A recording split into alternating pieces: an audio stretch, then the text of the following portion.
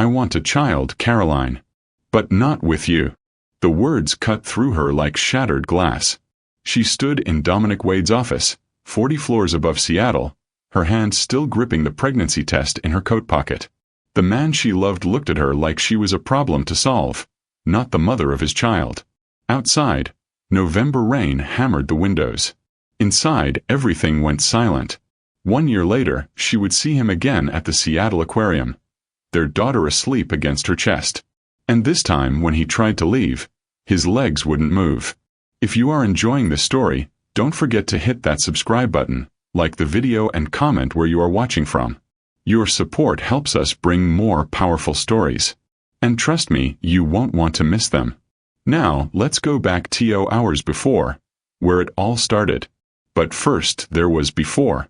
Caroline Hart stood in the staff bathroom at Seattle Children's Hospital, staring at 2 pink lines. Her hand shook.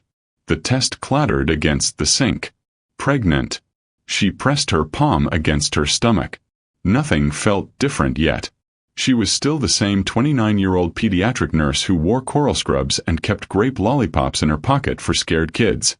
Still the woman who sang Disney songs during blood draws and knew every child's name on the 4th floor. But everything had changed. She pulled her phone out. Dominic's name sat at the top of her contacts. Her thumb hovered over the call button. Tell him tonight, she thought. Face to face. They'd been together for 8 months. He'd told her he loved her in July, on a ferry to Bainbridge Island, her yellow sundress whipping in the wind. He'd kissed her like she was oxygen. Like he'd never wanted anything more. She looked at herself in the mirror. Brown hair pulled back in a simple twist. Freckles across her nose. Nothing extraordinary. But he'd chosen her anyway, out of all the polished women in his world. He'll be happy, she told herself. He has to be. Same day, afternoon. Dominic Wade sat in his office on the 42nd floor of Columbia Center, studying acquisition reports he couldn't focus on. Wade Capital occupied the entire floor, steel and glass and people who moved fast. He'd built this company from nothing after his father cut him off at 22 for refusing to join the family's pharmaceutical empire. Now, at 36, his firm was worth $800 million. Tech investments, mostly. He found struggling startups and turned them into giants. He was good at seeing potential in broken things. Except lately, he couldn't see anything clearly. His phone buzzed. Caroline's name appeared. Can I come by tonight? Need to talk. His chest tightened. He'd been avoiding this conversation for weeks. Things between them had gotten too comfortable, too real. She'd started leaving clothes at his place. Talking about next summer. Using words like we and our and someday. He loved her. That was the problem. She was everything his world wasn't. Warm where he was cold. Open where he stayed closed. She laughed with her whole body and cried at commercial and made him feel like maybe he wasn't just his bank account and his last name. But his board had been pressuring him about succession planning. His father had called last week, asking pointed questions about heirs. Dominic was the last Wade male. The legacy stopped with him unless he produced a child. And Caroline, with her state school degree and her thrift store furniture and her habit of singing off-key in the shower, wasn't what anyone expected for the mother of the next Wade generation. He typed back, "Come at 7. Then he stared at the Seattle skyline and hated himself for what he was about to do. That evening, Caroline stood outside Wade Capital, rain soaking through her canvas jacket. She'd changed out of her scrubs into jeans and a bright pink sweater, the kind of soft cotton Dominic always said he loved. Her heart hammered. She'd rehearsed this 17 times on the bus ride over. I'm pregnant. We're having a baby. I know this wasn't planned, but I think we can do this. I think we can be great at this. The elevator ride took forever. The office was mostly empty, just a few associates hunched over computers. Dominic's door was closed. She knocked. Come in. He sat behind his desk, white shirt rolled to his elbows, tie gone. He looked tired. Beautiful and tired and distant. Hey. She tried to smile. Caroline. He didn't stand. Didn't come around the desk to kiss her like he usually did. The air between them felt wrong. She sat down across from him, suddenly cold. You okay? We need to talk. For words that never meant anything good. Her hand moved to her pocket, fingers brushing the test she'd wrapped in tissue. Yeah, me too. He looked at her then, really looked at her, and something in his expression made her stop breathing. I've been thinking, he said. About us. About where this is going. No. She knew this tone. She'd heard it before from other men, other moments. The sound of an ending. Dominic. You're incredible, Caroline. You know that. But I don't think we're working toward the same things. What things? Her voice came out small. Marriage. Family. A future that fits.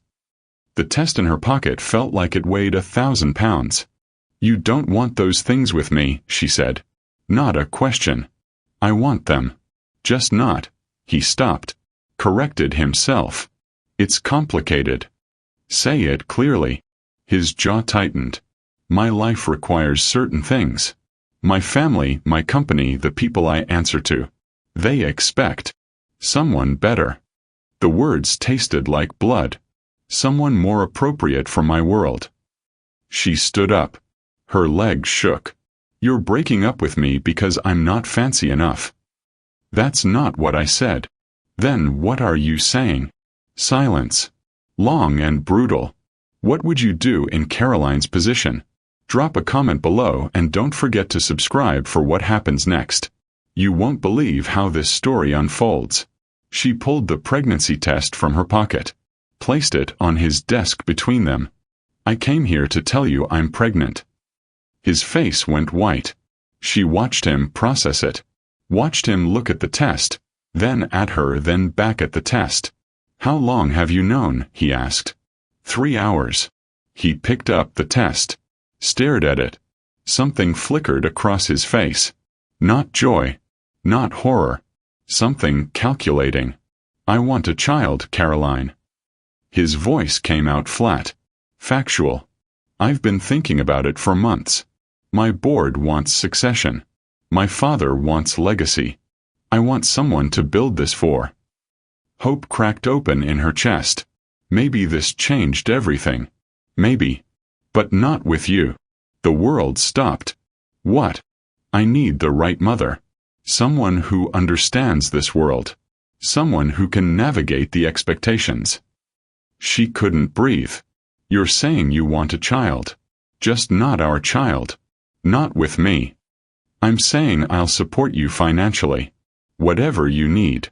But I can't do this as a couple. It wouldn't be fair to any of us. She grabbed the test back, closed her fist around it. You're a coward, she whispered. Then she walked out. She made it to the elevator before she started crying. Made it to the street before she collapsed against a wall. The rain poured down. And Caroline Hart, who'd spent her whole life taking care of broken things, realized she'd just become one. Caroline didn't sleep. She sat on her apartment floor in Ballard, back against the couch, staring at the pregnancy test on her coffee table. The 2 pink lines hadn't changed. Neither had the pain in her chest. Her phone had 12 missed calls from Dominic. She'd blocked his number at 3 a.m. At 6 a.m., she called in sick to work. Her supervisor, Patricia, asked if she was okay. Caroline said yes. The lie came out smooth. She made toast she couldn't eat, drank water that tasted like nothing, stood in the shower until the hot water ran out. I want a child, Caroline. But not with you. The words played on repeat. A song she couldn't turn off. She pressed her hand against her stomach. 6 weeks pregnant, according to the test timing. 6 weeks of a life growing inside her while Dominic was already deciding she wasn't good enough. Her phone rang. Unknown number. She answered without thinking. Caroline. Dominic's voice. Please don't hang up. She should have. Didn't. I'm using my assistant's phone, he said. I need to talk to you. You talked enough yesterday. I handled that wrong. You think. Silence. Then. Can I come over? No. Then meet me. 30 minutes. The Starbucks on Market Street. Why would I do that? Because we need to figure this out. She laughed. It sounded broken. You already figured it out. You don't want me. You were very clear. I want to do right by you. By the baby. Just not as a family. Caroline. She hung up. But 20 minutes later, she was getting dressed. Blue jeans. A green sweater her sister gave her last Christmas. White sneakers. She looked at herself in the mirror. Nothing special. Nothing worth keeping. She went anyway. Dominic sat in the corner. 2 coffees on the table. He stood when she walked in. She didn't look at him. Just sat down. I got you decaf, he said. Since you're pregnant. She stared at the cup. He'd remembered she liked oat milk. 1 pump vanilla. She hated that he remembered. What do you want? She asked. He slid a folder across the table. She didn't touch it. It's a financial agreement, he said. I'll cover all medical expenses. Prenatal care, delivery, everything. Plus monthly support for the child. $50,000 a year until they turn 18. College fully funded. Her hands stayed in her lap. There's also a paternity clause, he continued. I'd like to establish legal paternity at birth. I want to be in the child's life. Just not mine. His jaw tightened. I'm trying to be responsible. You're trying to buy your way out of what you said to me. I meant what I said. The honesty hit worse than the lie would have. So this is what? She gestured at the folder. Child support from a stranger? I'm not a stranger. You're not my partner either. He leaned forward. Caroline, I can't give you what you want. I can't be the man you need. But I can give this child everything. Except a father who actually wanted them. I want a child. I know. You said that. Just not with me. Not with someone too ordinary for your board and your father and your perfect life. She picked up the folder. Opened it. Pages and pages of legal terms. Dollar amounts. Clauses about visitation and decision-making and holidays. She closed it. I don't want your money. Be reasonable. Reasonable. Her voice cracked. You told me you loved me. You said I was the best thing that ever happened to you. You said you'd never felt like this before. Was that reasonable? I did love you. Did. Caroline. Past tense. He said nothing. She stood. I don't need your agreement. I don't need your money. I don't need you. What are you going to do? Have my baby. Raise my baby. Without you. Our baby, he said. No. Mine. You gave up that right when you decided I wasn't good enough. She walked out. Left the coffee untouched. Left the folder on the table. Left him sitting there with his money and his logic and his empty hands.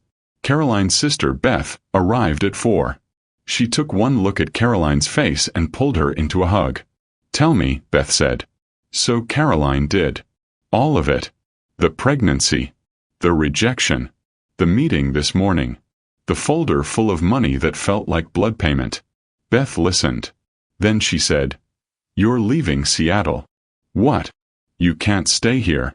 He'll find ways back in. The money. The lawyers. The guilt. You need space to think. I have a job. An apartment. My whole life is here. Your whole life just exploded. Beth's voice was gentle but firm.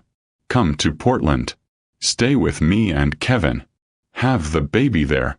Figure out what you want without him hovering.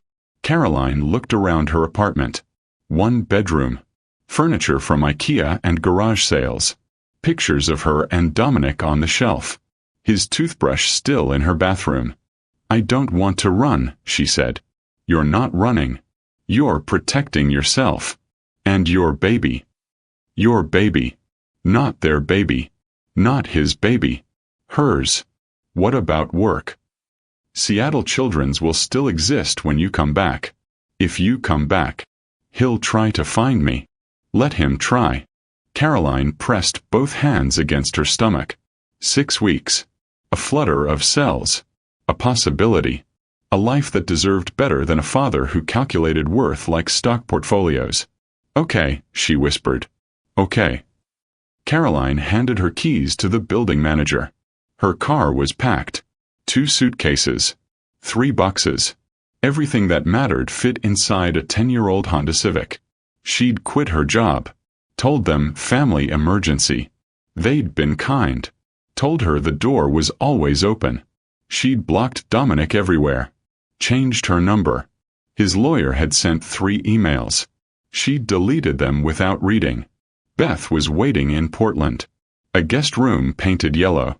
A job lead at a pediatric clinic. A fresh start. Caroline drove south on I-5. Rain followed her. The Seattle skyline disappeared in her rearview mirror. Somewhere behind her, Dominic Wade sat in his office, trying to find her. Somewhere ahead, her daughter was growing.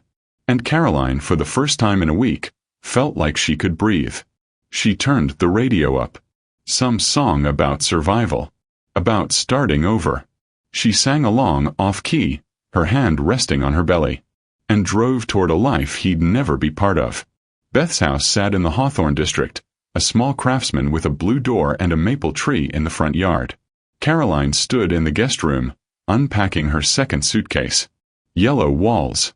White curtains. A double bed with a quilt Beth's mother had made. Safe. Small. Nothing like the life she'd left. Her phone buzzed. New email address.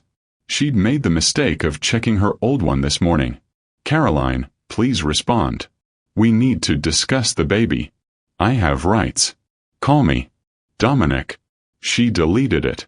Then blocked the email address. Beth knocked on the doorframe. "You eaten today?" "Not hungry. That's not how pregnancy works." Beth held out a plate. Peanut butter toast. Apple slices. "Eat." Caroline took it. Bit into the toast. It tasted like dust. "He emailed again," she said. "I figured. He said he has rights." "He has a lawyer," Beth corrected. "That's different." Caroline set the plate down. "What if he's right? What if he can force me to let him in? Then you deal with it when it happens. Right now. You eat. You rest. You survive." Survival. That's all she'd been doing for 6 days. She nodded. Took another bite. Dominic sat across from his lawyer, Gerald Finch, in a conference room that smelled like expensive coffee and bad decisions. "She's not responding," Dominic said. "I'm aware. Can we legally compel her to communicate?" Gerald leaned back. "You want the truth or the version that makes you feel better?" "Truth. She's pregnant. She has bodily autonomy. You're not married. You have no legal claim to her time, her location, or her communication. Once the baby is born, paternity can be established, and custody arrangements made. Until then, she owes you nothing." Dominic's hands curled into fists on the table. "I offered her money. Support. Everything she'd need. After telling her she wasn't good enough to be the mother of your child." "That's not what I said. That's what she heard." Gerald closed his folder. "You want my advice? Let her go. Wait until the baby is born. Establish paternity. Work out custody. Don't push. She could disappear completely. She could. And if she does, that tells you something about what you did to her." Dominic stood. Walked to the window. 42 floors up. The city spread out below. He'd built an empire. Made men rich. Turned startups into giants. But he couldn't find one woman. "I need her to understand I'm trying to do right by this," he said. "Are you? Or are you trying to control the situation?" Dominic didn't answer. Gerald gathered his papers. "Think about what you really want. Not what your board wants. Not what your father wants. What you want. Then decide if it's worth fighting for." He left. Dominic stayed at the window, watching rain, thinking about Caroline in her coral scrubs. Her laugh. The way she sang off-key and cried at commercials and made him feel human. I want a child. But not with you. The words echoed. He'd meant them when he said them. Strategy over emotion. Logic over love. The Wade way. Now they tasted like poison. Caroline sat at Beth's dinner table, surrounded by people she didn't know. Beth's husband, Kevin. His sister. 2 neighbors. Everyone kind. Everyone asking safe questions. What do you do? Kevin's sister asked. I'm a nurse. Pediatric. Oh, that's wonderful. Are you working now? Taking some time off. The lie sat heavy. She hadn't worked in a week. Her savings account had $3,400. Rent in Portland was cheaper than Seattle, but not free. She'd need a job soon. But the thought of interviews, of explaining why she left Seattle, of pretending everything was fine, made her want to sleep for a year. Caroline's figuring things out, Beth said, smooth. She's staying with us for a while. Kevin's sister smiled. Moved on to easier topics. Caroline pushed turkey around her plate. 8 weeks pregnant now. The nausea had started. Mornings were brutal. She'd thrown up twice today already. You okay? Beth whispered. Caroline nodded. Excused herself. Made it to the bathroom before the next wave hit. She knelt on the cold tile. Threw up turkey and shame and fear. When it passed, she stayed there. Forehead against the toilet seat. Too tired to move. You can't do this alone, a voice whispered. You need help. You need him. No, she said out loud. I don't. But her bank account said different. Her exhaustion said different. The baby growing inside her, needing vitamins and doctors and everything she couldn't afford, said different. She pulled herself up. Rinsed her mouth. Looked in the mirror. Brown hair unwashed. Circles under her eyes. Green sweater hanging loose on a frame that was already losing weight instead of gaining it. Not good enough, Dominic had said. She was starting to believe him. Dominic sat alone in his apartment. No family dinner. No calls. His father had invited him to the family estate in Medina. Dominic had declined. He'd ordered takeout. Thai food from the place Caroline loved. He'd gotten her usual order without thinking. Pad CEW. Spring rolls. Tom Kha Gai soup. Now it sat untouched on his counter. He pulled up her Instagram. Still active. But no posts since November 8th. The last one was a photo of Pike Place Market. She'd captioned it. Best city in the world. He scrolled through her feed. Her whole life in pictures. Kids at the hospital. Coffee shops. Her sister. Sunset over Elliott Bay. One photo of them together from August. Her yellow sundress. His arm around her waist. Both of them laughing. He'd looked happy. Actually happy. He clicked on her profile to send a message. Account not found. She'd blocked him. He opened his contacts. Found Beth's number. He'd met her twice. She'd been polite. Distant. She'd known somehow that he wasn't good enough for her sister. He typed. I just want to know if Caroline is okay. If the baby is okay. That's all. He stared at the message for 10 minutes. Then deleted it. Caroline sat in a clinic in Southeast Portland. Free prenatal care for low-income women. The waiting room smelled like antiseptic and desperation. Women in various stages of pregnancy. Some with partners. Most alone. She filled out paperwork. Under father's information, she wrote, unknown. The word felt like a stone. The nurse called her back. Took her blood pressure. Asked questions. Any complications so far? Just nausea. That's normal. Are you taking prenatal vitamins? Yes. Lie. She couldn't afford them. She'd been taking generic multivitamins from Walgreens. Good. Let's take a look. The ultrasound machine was old. The screen flickered. The nurse squeezed gel on Caroline's stomach. Moved the wand. Static. Then, a heartbeat. Fast. Strong. Real. There we go, the nurse said. 8 weeks. 3 days. Right on track. Caroline stared at the screen. A blur. A bean. A life. Her daughter. She knew it was a girl. Couldn't explain how. Just knew. Everything looks good, the nurse said. You're healthy. Baby's healthy. You're doing great. Caroline nodded. Couldn't speak. The nurse printed a photo. Handed it to her. Your baby. Caroline took it. Stared at the tiny blur. I'm sorry, she whispered. Not to the nurse. To the baby. I'm sorry your dad doesn't want us. But she'd keep fighting anyway. For both of them. Caroline's water broke at midnight. She called Beth. Beth called Kevin. They drove to Providence Portland Medical Center through empty streets. Summer heat made the air thick. Caroline counted contractions in the back seat. 7 months since she'd left Seattle. 7 months since she'd heard Dominic's voice. Now their daughter was coming. Labor lasted 14 hours. Beth held her hand through all of it. The nurses were kind. The doctor was efficient. When they asked about the father, Caroline said, "Not here." At 2:17 p.m., Ruby Charlotte Hart came into the world. 5 pounds, 8 ounces. Dark hair. Eyes that would turn gray, the nurse said. 10 fingers. 10 toes. Lungs that worked perfectly. They placed her on Caroline's chest. Skin to skin. Warm and wet and screaming.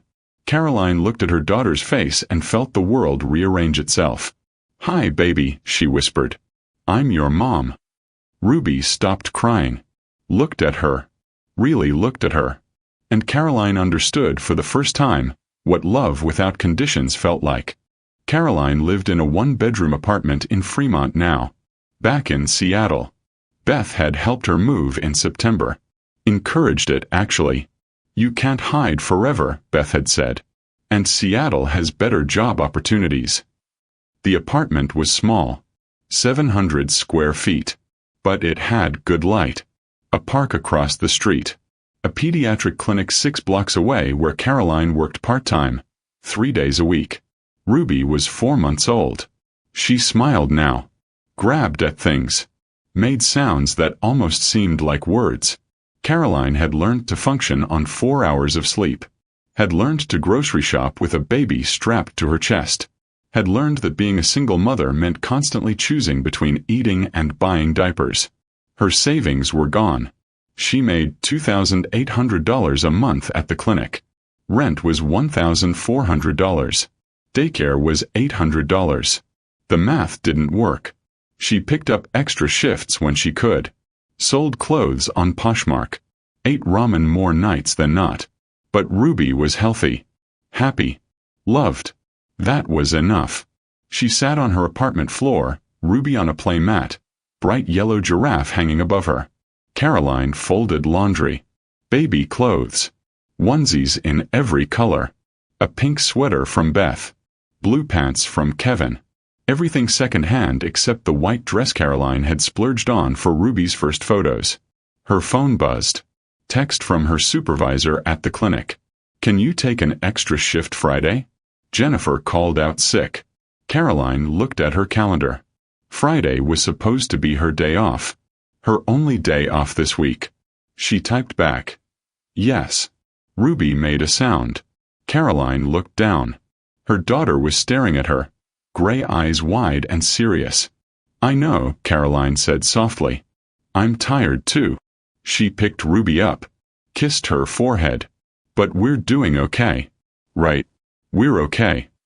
Ruby grabbed her hair. Pulled. Caroline laughed. "I'll take that as a yes." Dominic stood at his window. Same view. Same city. Everything different. Wade Capital was worth $1.2 billion now. He'd closed 2 major deals this quarter. Forbes had called him one of the top tech investors under 40. His father had finally admitted he'd built something worthwhile. None of it mattered. He'd spent the last year trying to find Caroline. She'd disappeared completely. No social media. No forwarding address. Beth wouldn't talk to him. Her old hospital said she'd resigned. His private investigator had found nothing. Then, 3 weeks ago, he'd stopped looking. His therapist, Dr. Nina Okafor, had suggested it. "You're trying to control what you can't control," she'd said. "Let go." So he did. He went to therapy twice a week now. Had been since August. Unpacking his childhood. His mother's abandonment. His father's cold pragmatism. The belief system he'd built that said love was weakness and strategy was strength. "You rejected Caroline before she could reject you," Dr. Okafor had said in their last session. "You were terrified of needing her. So you pushed her away first." Dominic had argued.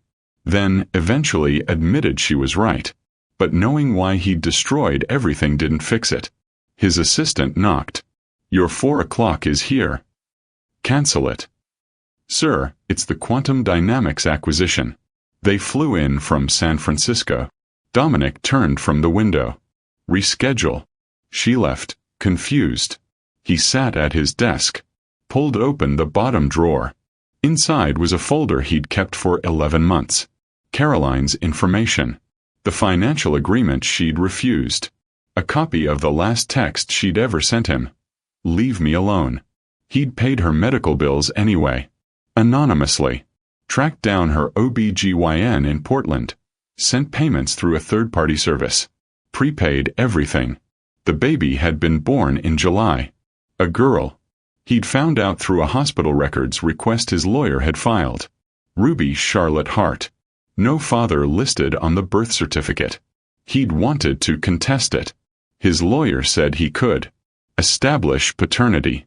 Demand custody arrangements. Force Caroline back into his life. He'd said no. She made her choice, he'd told Gerald. "I have to respect it." But every day he thought about them. His daughter. The woman he'd loved. The family he'd rejected. And every day the regret grew heavier. Caroline pushed Ruby's stroller through the Seattle Aquarium. Free admission night for medical professionals. She'd almost skipped it. Too tired. Too broke to justify even the parking. But Beth had insisted. "You need to do something besides work and survive." So here she was. Ruby asleep in the stroller. Caroline wandering through dim hallways filled with glowing tanks. Jellyfish pulsed.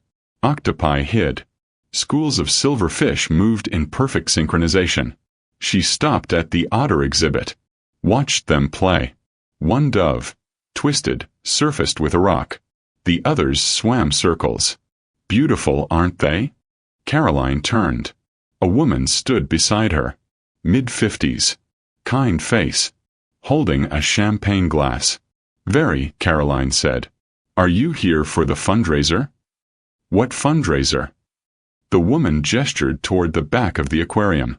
Through glass doors, Caroline could see lights. People in formal wear. A silent auction table. "The Children's Medical Initiative," the woman said. "Annual gala. Raises money for pediatric care." Caroline looked down at her jeans. Her faded blue jacket. "I'm not dressed for a gala. Neither was I 10 years ago." The woman smiled. "But they let me in anyway. I'm Dr. Patricia Monroe. I run the initiative." Caroline Hart. "I'm a pediatric nurse." "Then you should come in. Network. We're always looking for good people." Caroline hesitated. Ruby stirred in the stroller. "I have my daughter. Bring her. Half the doctors here have kids running around." Something in Caroline wanted to say no. Wanted to stay invisible. But another part, the part that used to believe in possibilities, said yes. "Okay," she said. "Just for a few minutes." She followed Dr. Monroe through the doors. Into a room full of people who belonged. And somewhere across that room, Dominic Wade stood with a drink he wasn't drinking, listening to a conversation he didn't care about.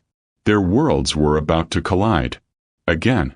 Caroline stood near the edge of the room, Ruby asleep against her shoulder. The gala hummed with conversation. Chandeliers hung from the ceiling. Waiters moved through the crowd with trays of wine and tiny food she couldn't identify. She didn't belong here. Dr. Monroe had introduced her to 3 people already. a surgeon, a hospital administrator, a non-profit director. Everyone kind. Everyone wearing clothes that cost more than Caroline's rent. She wore jeans and a yellow cotton blouse she'd bought at Target 2 years ago. Her only pair of nice shoes. Black flats with a scuff on the toe. Ruby shifted. Made a small sound. Caroline swayed. Automatic. The movement mothers learn without thinking.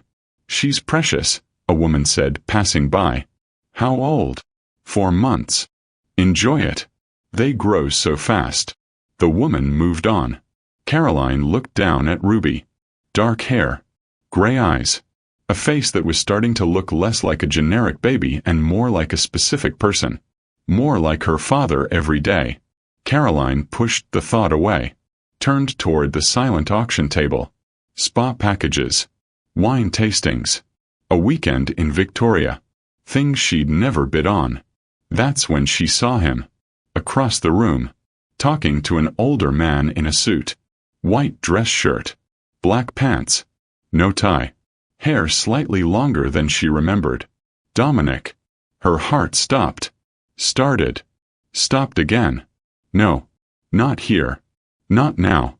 She turned fast. Too fast. Bumped into a waiter. Champagne sloshed but didn't spill. Sorry, she said. You okay? The waiter asked. She nodded. Couldn't speak. She needed to leave. No. Before he saw her. She moved toward the exit. Ruby still asleep. Almost there. 10 more feet. Caroline. His voice. She froze. Don't turn around. Keep walking. But her body wouldn't move. She turned. He stood 5 feet away. Staring at her like she was a ghost. It's you, he said. She said nothing. His eyes moved to Ruby. Studied her face. Caroline watched him do the math. 4 months old. Dark hair. Born in July. 11 months since they'd last seen each other. Is she? He couldn't finish the question. We're leaving. Caroline moved past him. He caught her arm. Gentle. Wait. She pulled away. Don't touch me. Please. Just talk to me. We talked a year ago. You said everything you needed to say. People were starting to look. Caroline felt their eyes. Not here, Dominic said quietly. Outside. No. Caroline, please. 5 minutes. You don't get to ask me for anything. Ruby woke. Started to fuss. Caroline bounced her. Shushed her. Ruby's face crumpled toward a cry. She's hungry, Caroline said. I need to go. Is she mine? The question hung in the air. Caroline looked at him. Really looked at him. He'd lost weight. Had lines around his eyes that hadn't been there before. He looked tired. Broken. Good. Yes, she said. She's yours. Biologically. That's all. What's her name? Ruby. He repeated it. Ruby. Like a prayer. We're done here. Caroline turned again. I've been looking for you, he said. For 11 months. You disappeared. You told me to. No, I didn't. You said you wanted a child but not with me. That's the same thing. A woman approached. Mid-60s. Expensive jewelry. Dominic, darling, there you are. Your father is asking for you. He didn't look at her. Not now, Helen. But. I said not now. Helen glanced at Caroline. At Ruby. Her expression shifted. Calculating. She left. Your world, Caroline said. Still full of people who matter more than me. That's not fair. Neither is what you did to me. Ruby started crying. Full crying. Caroline tried to calm her, but Ruby was hungry and tired and overstimulated. I need to feed her, Caroline said. Where are you staying? Can I come by tomorrow? No. Please. I want to meet her. Really meet her. You gave up that right. She's my daughter. She's my daughter. You're just the DNA. The words landed like a slap. Dominic flinched. You didn't want us, Caroline continued, voice shaking. You made that clear. So I built a life without you. A good life. And now you see us at some gala and suddenly you care. I've always cared. You have a strange way of showing it. I made a mistake. A mistake. You destroyed me. You told me I wasn't good enough to be the mother of your child. Do you know what that did to me? Do you have any idea? Her voice broke. Ruby screamed louder. Dominic stepped closer. I know I hurt you. I was wrong. About everything. And I've spent every day since regretting what I said. What I did. Regret doesn't change anything. Let me try. Please. Let me be in her life. In both your lives. Caroline laughed. Bitter. You think you can just show up and we'll be a family? That's not how this works. Then tell me how it works. It doesn't. We don't work. You made sure of that. She pushed past him. Made it 3 steps. I paid your medical bills, he said. She stopped. What? Your prenatal care. The delivery. All of it. I found your doctor in Portland. Paid anonymously. I wanted to make sure you both were safe. Caroline turned. You what? I couldn't find you. Couldn't talk to you. But I could do that. So I did. She stared at him. You had no right. I know. I didn't want your money. I know that too. Ruby was still crying. Caroline felt tears burning behind her eyes. She was so tired. So tired of being strong.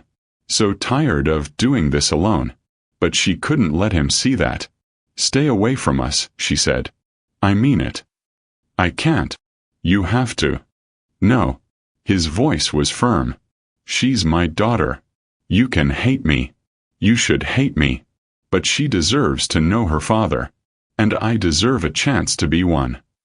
You had your chance. You chose your board and your father and your perfect life. I chose wrong. Too late.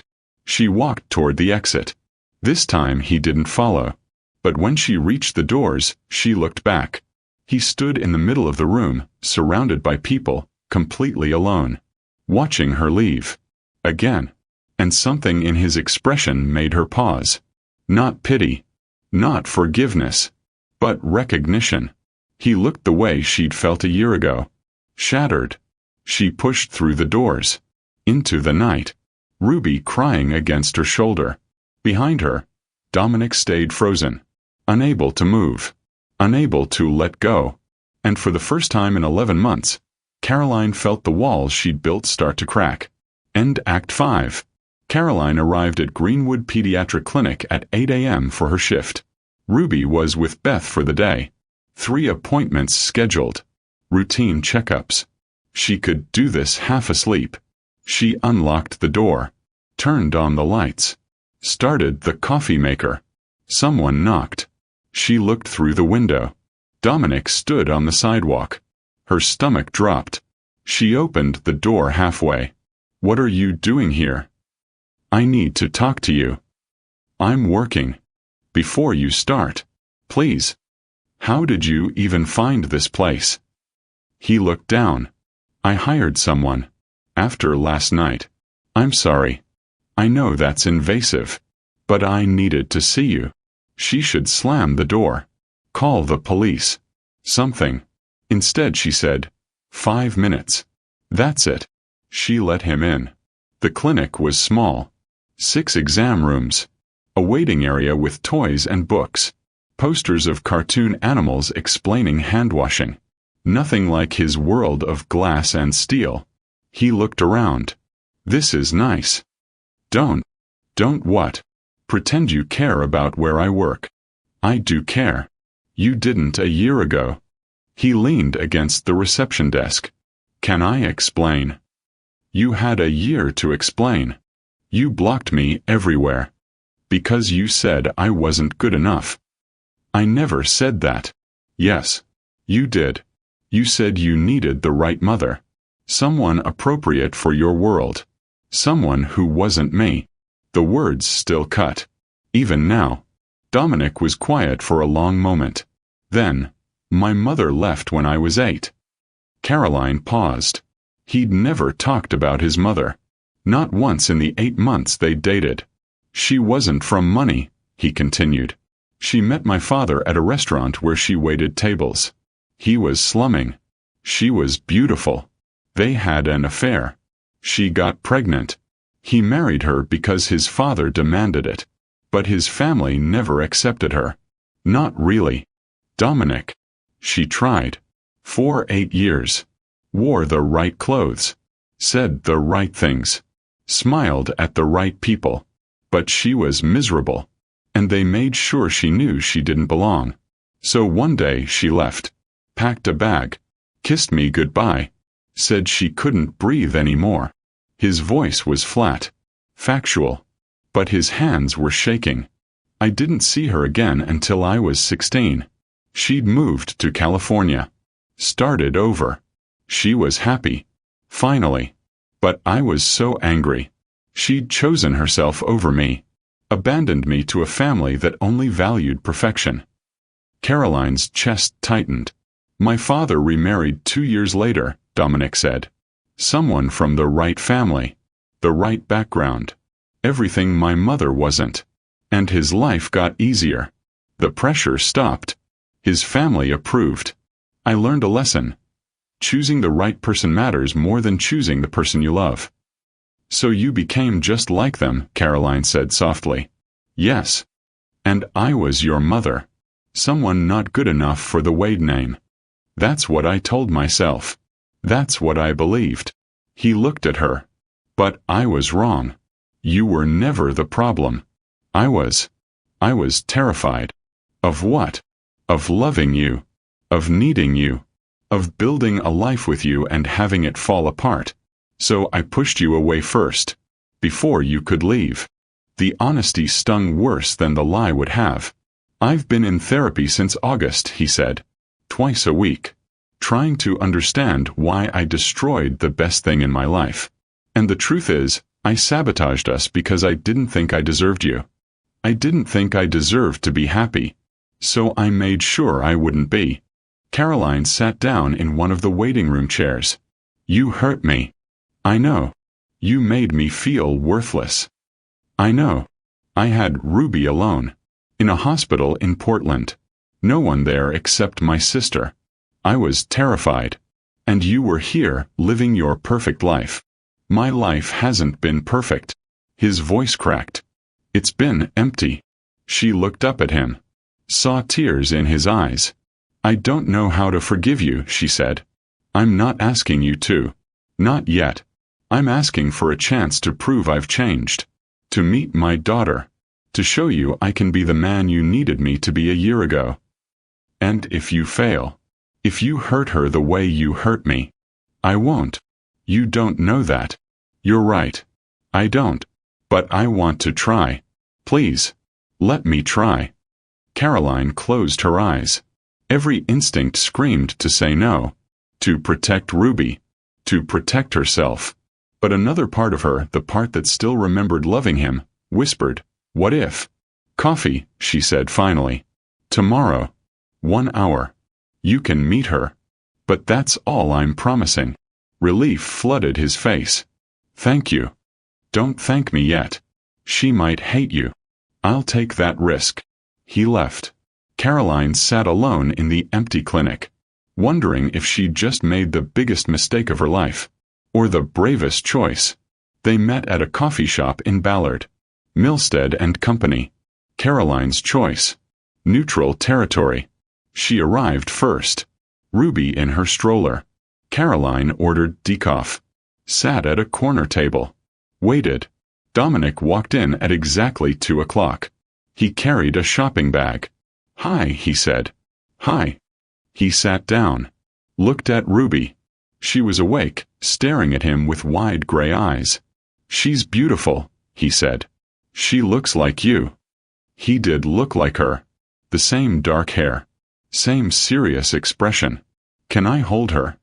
He asked. Caroline hesitated. Then, wash your hands first. He went to the bathroom. Came back. Sat down. Caroline unbuckled Ruby, lifted her out, held her for a moment. Support her head, she said.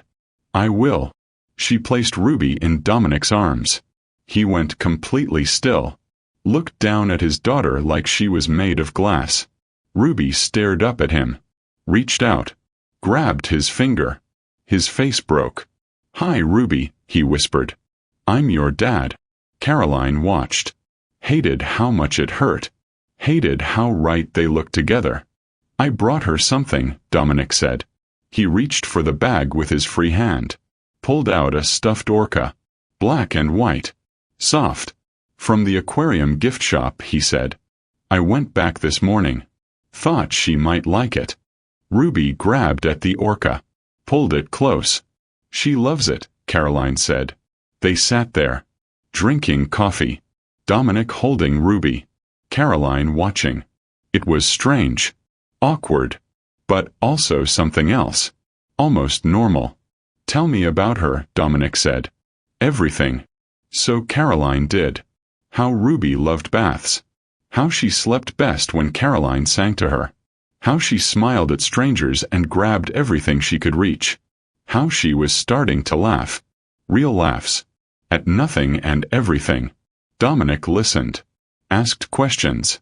Held his daughter like she was the most important thing in the world. And Caroline felt the walls crack a little more.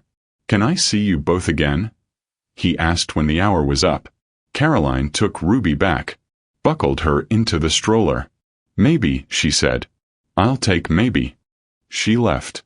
But this time when she looked back, she wasn't angry. Just scared. Of what it meant that she was letting him in. And what would happen if he left again. Dominic showed up at Caroline's apartment at 6 p.m. She'd given him her address yesterday. Against her better judgment. He knocked.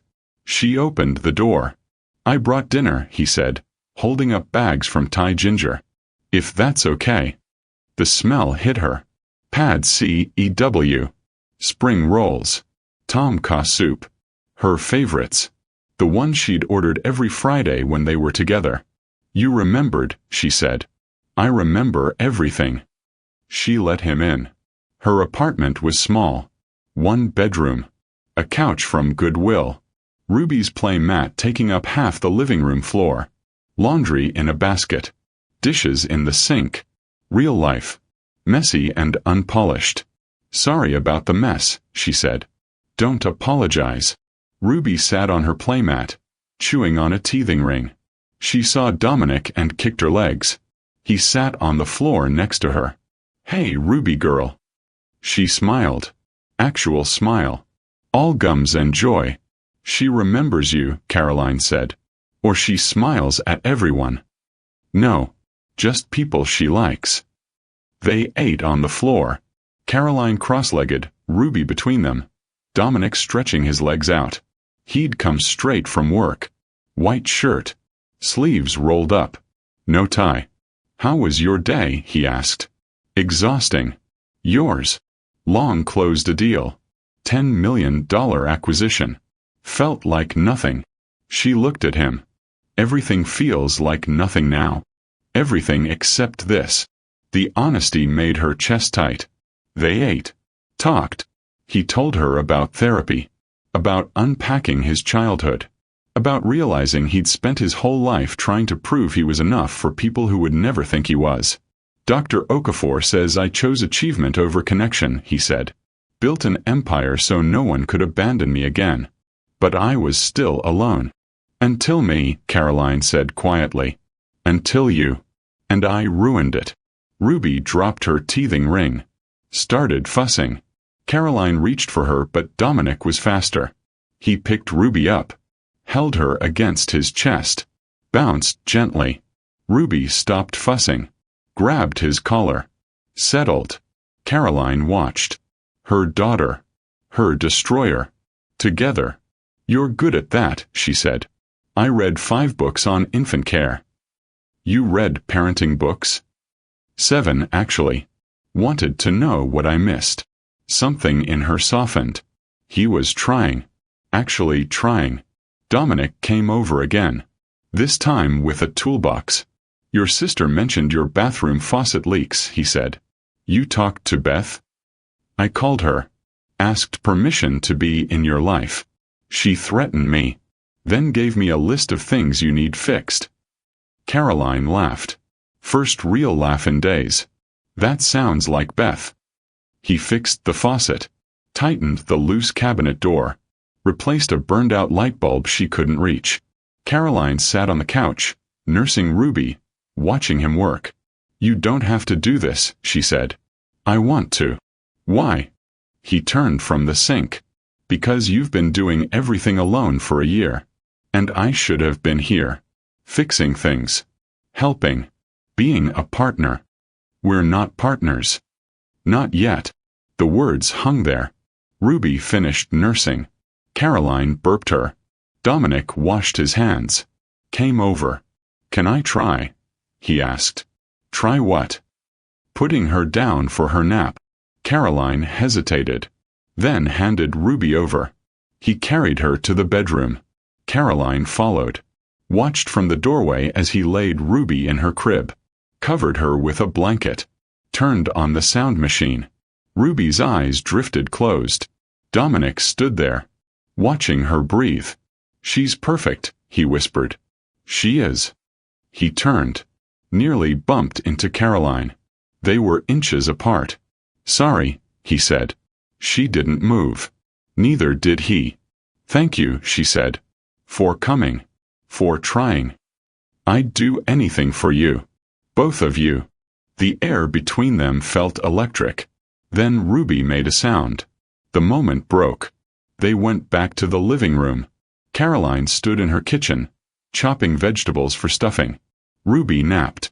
The apartment smelled like butter and sage. Someone knocked. Dominic stood in the hallway, holding flowers. Orange chrysanthemums. For tomorrow, he said. If I'm still invited. She'd asked him yesterday. Beth and Kevin were hosting. Caroline had mentioned it.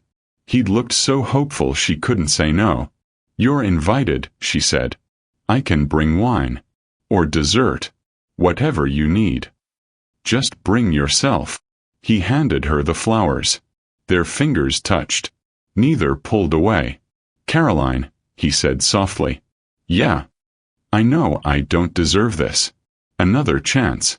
But I promise I won't waste it. You hurt me. I know. If you do it again, I won't survive it. I won't. I swear. She wanted to believe him. God, she wanted to. Stay for dinner, she said. I made too much food anyway. So he stayed. They ate roasted chicken, mashed potatoes, green beans. Ruby woke up halfway through and Dominic fed her a bottle while Caroline finished eating. It felt like family. Dangerous and wonderful and terrifying. Beth's house was full. Kevin's parents. His sister. 2 neighbors. Music played. Wine flowed. Turkey roasted. Dominic arrived at 3. Brought 2 bottles of wine and a pumpkin pie from Dahlia Bakery. Beth opened the door. Looked at him. You hurt my sister again, I'll destroy you. I know. I'm serious. So am I. I love her. I love Ruby. I'm not going anywhere. Beth studied him. Then stepped aside. Pie goes in the kitchen. Caroline was in the living room, Ruby on her hip, talking to Kevin's mom. She wore a red sweater. Jeans. Hair down. She looked happy. Dominic's chest ached. She saw him. Smiled. Small but real. You made it, she said. Wouldn't miss it. Ruby reached for him. Actually reached. Arms out. Leaning. Caroline's eyes widened. She's never done that before. Dominic took her. Ruby grabbed his face. Laughed. Hi, baby girl, he said. Beth watched from the kitchen doorway. Crossed her arms. But nodded. Just once. Dinner was loud. Chaotic. Everyone talking over each other. Dominic sat next to Caroline, Ruby in a high chair between them. He helped cut Caroline's turkey. Handed her water. Made her laugh with a story about a disastrous pitch meeting. She touched his arm when she laughed. quick. Unconscious. He froze. So did she. Sorry, she said. Don't be. After dinner, they walked to the park. Just the three of them. Ruby bundled in a purple jacket. The air was cold. Clear. Stars coming out. This was nice, Caroline said. It was perfect. They sat on a bench. Ruby between them. She grabbed both their hands. Look, Dominic said. She's connecting us. Caroline looked down.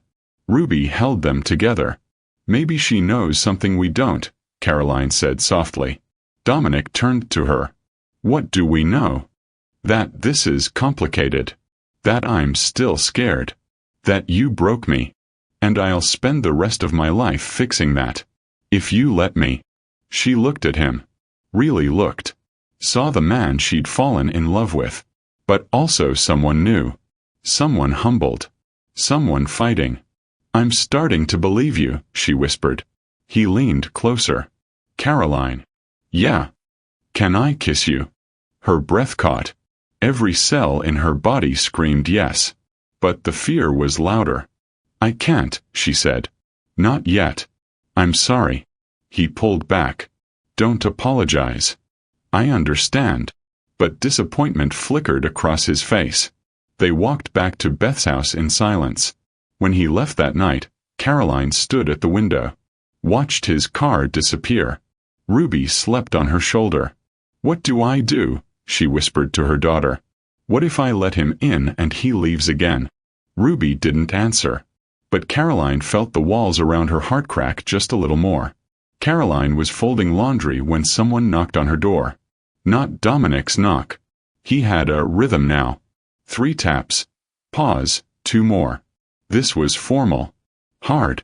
She put Ruby in her bouncer. Opened the door. 2 men in suits. One older, silver hair, expensive watch. One younger, carrying a briefcase. Caroline Hart. The older man said. Yes. I'm Lawrence Wade. Dominic's father. This is Mitchell Fraser, our family attorney. Her stomach dropped. What do you want? May we come in? No. Lawrence looked past her into the apartment. Saw Ruby. His expression shifted. Calculating. We're here to discuss my granddaughter, he said. She's not your anything. Legally, that's unclear. Which is why we're here. Mitchell held up the briefcase. We have documents establishing paternity and proposing a custody arrangement. Caroline's hand shook. Get out. Ms. Hart, we're not here to fight, Mitchell said. We're here to formalize what should have been established at birth. Dominic Wade is Ruby's father. He has rights. We're simply protecting those rights. He gave up his rights when he told me I wasn't good enough to have his child. Water under the bridge, Lawrence said. What matters now is the child's welfare. She deserves financial security, a proper education, access to the Wade family resources. She has everything she needs. Does she? Lawrence looked around the apartment. The second-hand furniture. The laundry basket. The dishes in the sink. A 1-bedroom apartment in Fremont? Working part-time at a clinic. Heat flooded Caroline's face. I provide for my daughter. We're not questioning your devotion, Mitchell said smoothly. We're offering support. Dominic wants to be involved in Ruby's life. We're proposing shared custody. Alternating weekends. Holidays split. All expenses covered by the Wade family. Shared custody. It's standard in these situations. There is no situation. Dominic sees Ruby when I allow it. End of discussion. Actually, Mitchell said, without a legal agreement, this could get complicated. Dominic has rights as the biological father. We'd prefer not to pursue them through the courts, but we will if necessary. The threat was clear. You're threatening me? Caroline's voice shook. You show up at my home and threaten to take my daughter? We're not taking anyone, Lawrence said.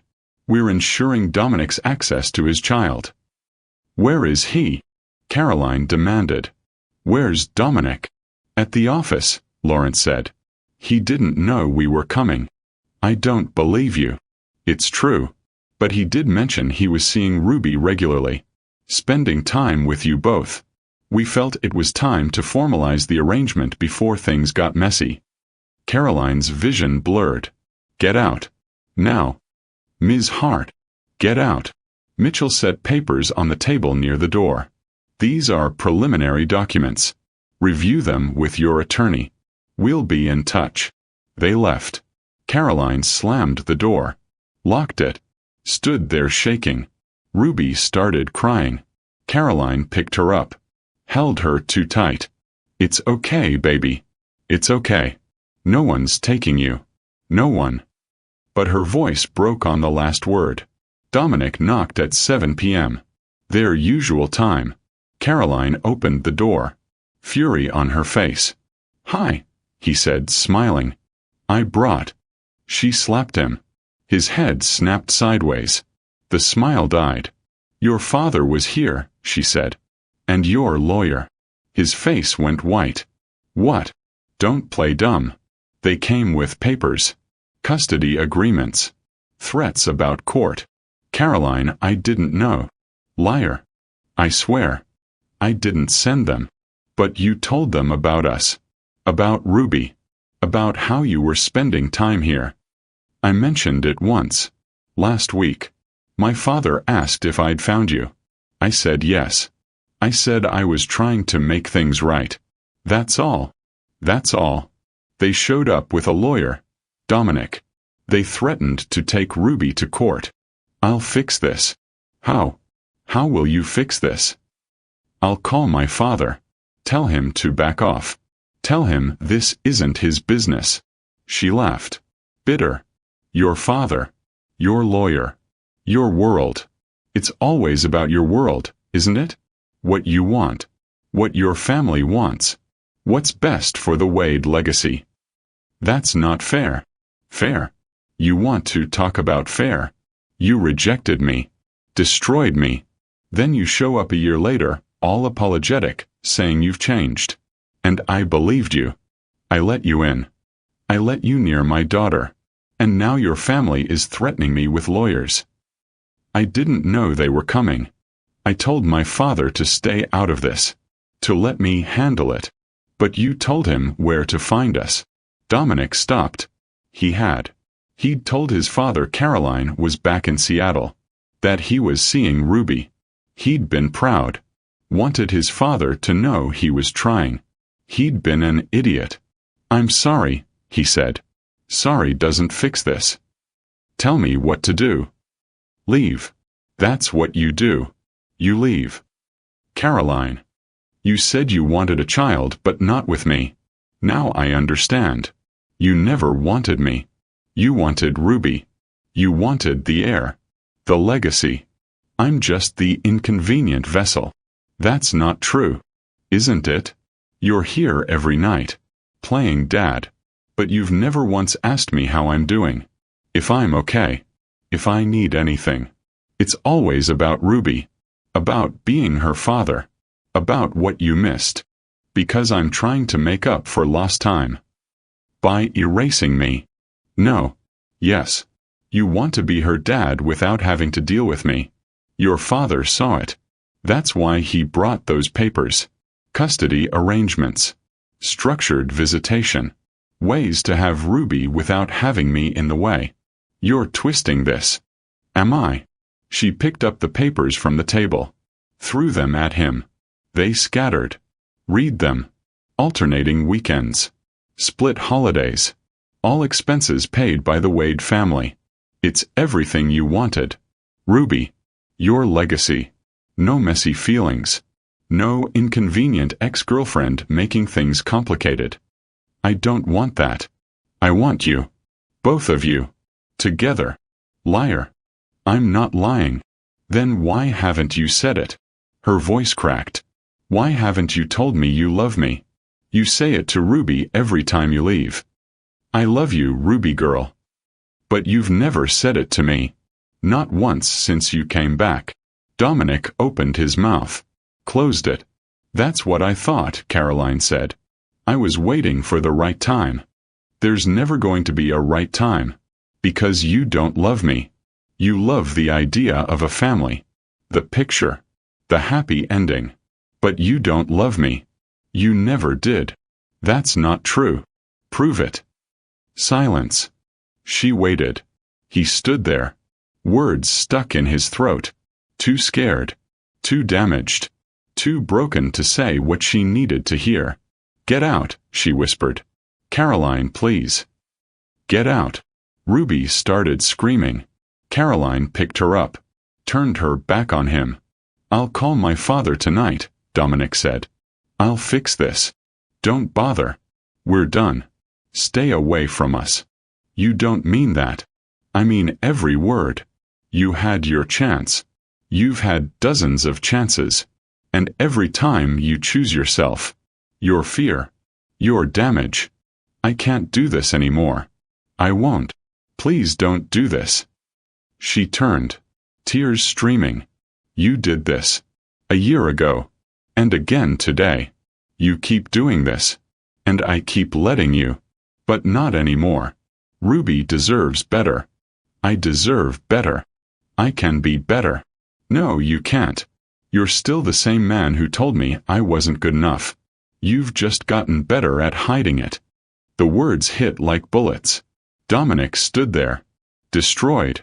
Then he left. Caroline locked the door behind him. Slid to the floor. Ruby in her arms. And cried until there was nothing left. Outside, Dominic sat in his car. Head against the steering wheel. He'd lost her.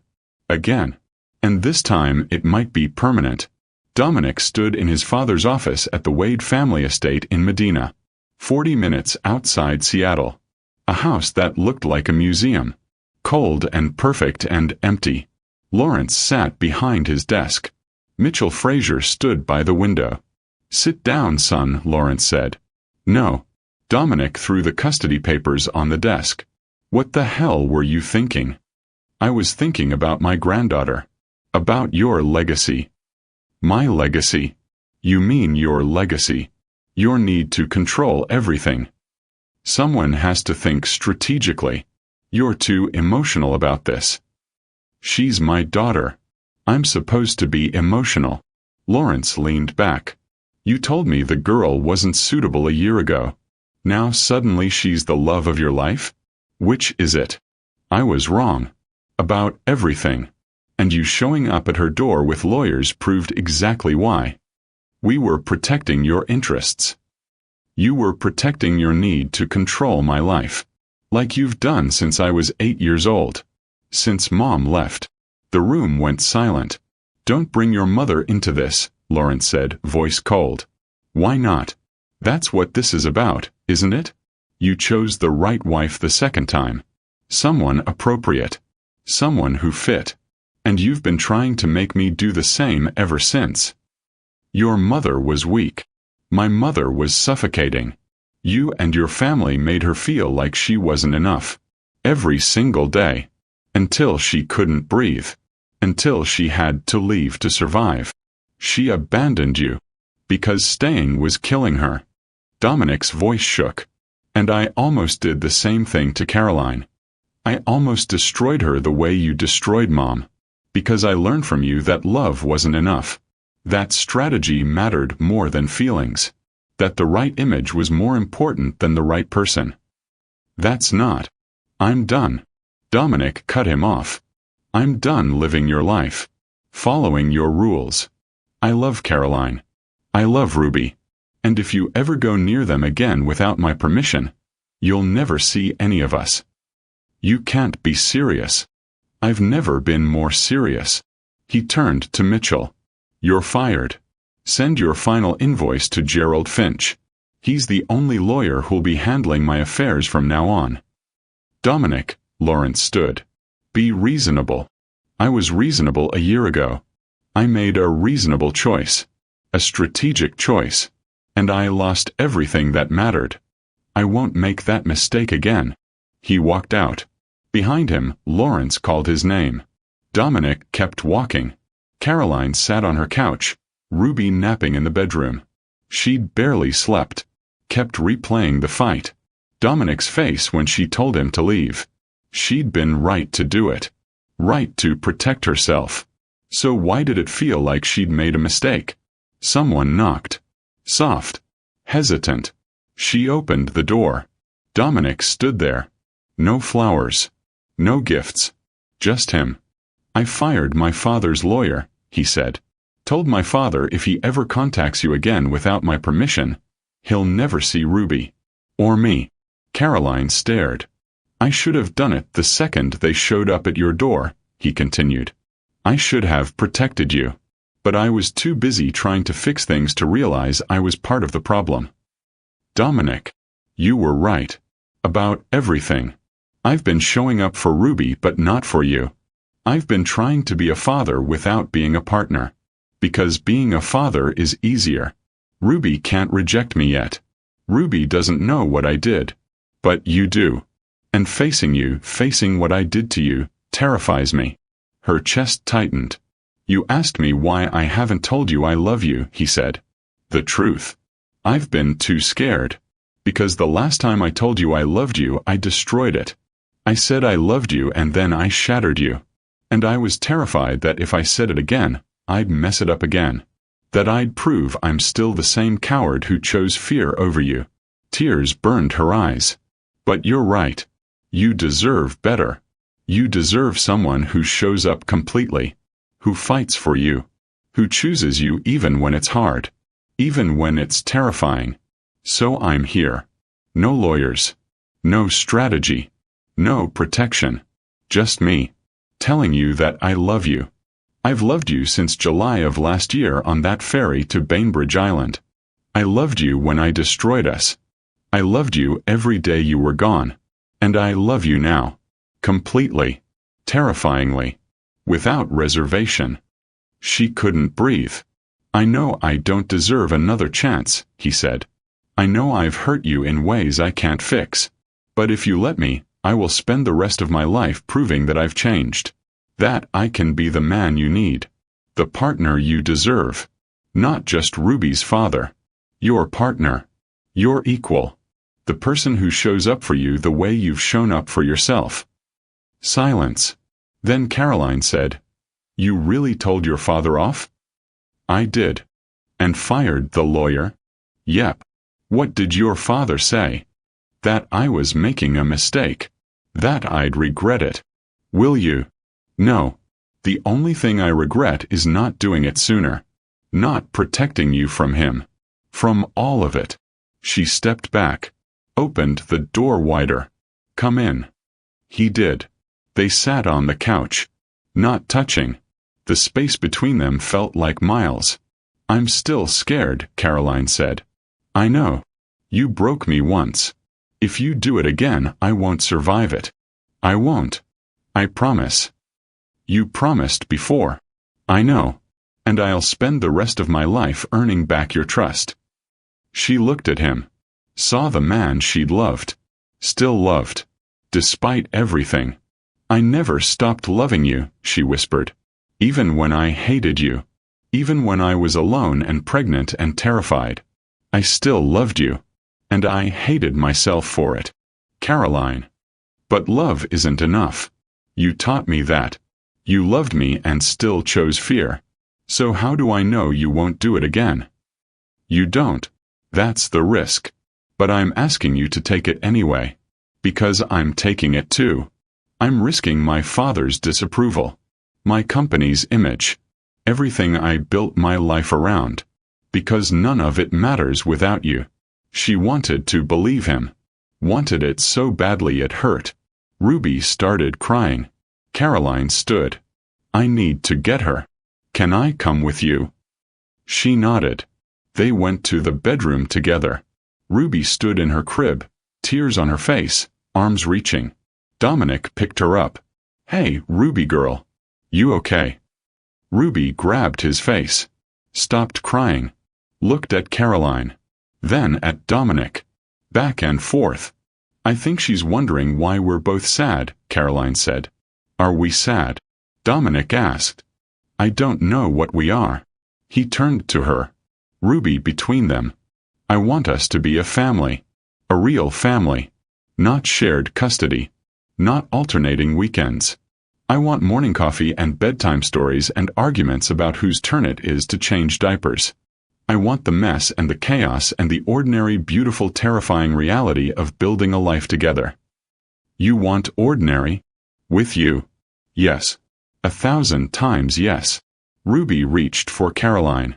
Caroline took her. The three of them stood there, close but not quite touching. I need time, Caroline said. To trust this. To trust you. I'll give you all the time you need. And I need you to show up. Not just for Ruby. For me. For us. I will. Every day. I promise. She looked at him. At his face. His eyes. Saw the truth there. Okay, she whispered. Okay. Okay. We can try. Slow. Careful. But we can try. Relief flooded his face. Thank you. Don't thank me yet. You might hate ordinary. You might miss your perfect life. My life was never perfect. It was empty. He stepped closer. Can I kiss you? Her heart raced. Yes. He leaned in. Slow. Gentle. Their lips met. Soft. Tentative.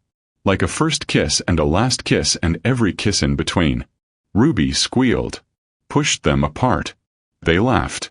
I think she's jealous, Caroline said. She'll have to get used to it.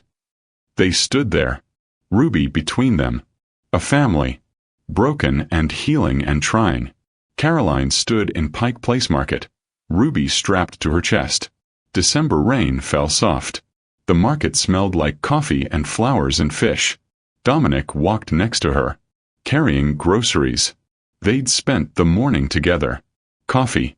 Breakfast. Shopping. Normal things. Ordinary things. Beautiful things. I love this place, Caroline said. I know. You told me that once. On our third date. She looked at him. You remember our third date? I remember everything. They stopped at the flower stand. Orange chrysanthemums. Yellow roses. Purple asters. Pick one, he said. Why? Because I want to buy you flowers. Just because. She chose yellow roses. He paid. Handed them to her. They walked to the waterfront. Sat on a bench. Ruby asleep now. The city spread out before them. Ferries crossing Elliott Bay. The sky gray and beautiful. I'm moving, Dominic said. Caroline's stomach dropped. What? Out of my apartment in downtown. I bought a house. In Fremont. 4 blocks from yours. You bought a house near me? With a yard. And a room that would be perfect for a nursery. And space for an office so I can work from home more. If that's okay. If I'm not overstepping. She stared at him. You bought a house. I want to be close. Want to be able to come over for breakfast. Help with bedtime. Be there when you need me. I'm not asking to move in with you. Not yet. But I want to be nearby. Present. Part of your daily life. Tears filled her eyes. That's the most romantic thing anyone's ever done for me. Good. Because I plan to spend the rest of my life doing romantic things for you. The rest of your life? If you'll let me. She looked at Ruby. Sleeping peacefully. Then at Dominic. The man who destroyed her and rebuilt her and was fighting every day to deserve her. Yeah, she whispered. I'll let you. He kissed her. Soft and deep and full of promise. When they pulled apart, the rain had stopped. The sun broke through clouds.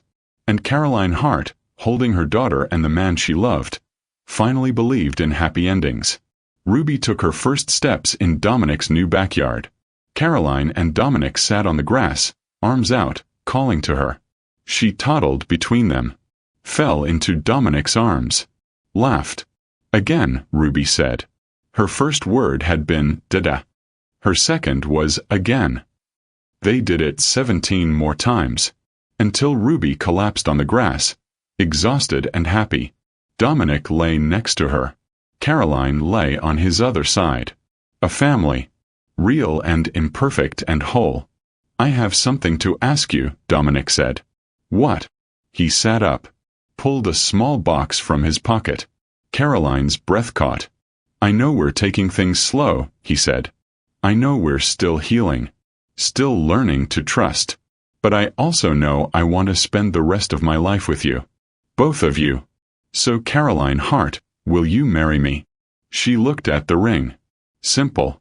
Elegant. Perfect. Yes, she said. 1,000 times yes. He slipped the ring on her finger. Kissed her. Ruby clapped. Again. They laughed. And in that moment, everything broken became whole.